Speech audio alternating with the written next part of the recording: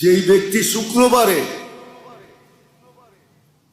জুমার নামাজের পরে 7 বার সূরা ইখলাস, 7 বার ফালাক, 7 বার নাচ পড়বে, আগামী শুক্রবার পর্যন্ত সমস্ত বিপজ্জনক রোগ ব্যাধির থেকে নিরাপদ থাকবে। হাদিসে আছে। আর যদি আরো 7 বার সূরা ফাতিহা মিলায় নেয় তাহলে পুরো সপ্তাহ নিরাপদ থাকবে। তো থাকবে, পিছনে সব গুনাহ মাফ হয়ে যাবে। কাফারাতুজ যুনুব।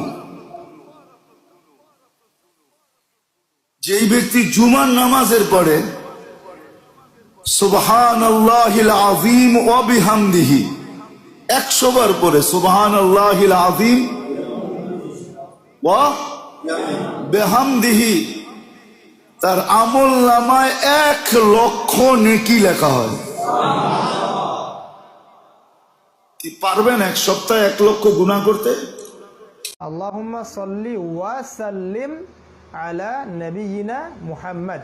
একবার যে ব্যক্তি আল্লাহ রাসূলের উপর দরুদ পাঠ করবেন তার 10টা গুনাহ আল্লাহ পাক মাফ করে দিবেন, 10টা নেকি তার আমলনামায় লেখা হবে, তার মর্যাদা 10 গুণ বৃদ্ধি পাবে এবং আল্লাহ পাক তার পক্ষ থেকে তাকে 10টা রহমত করবেন।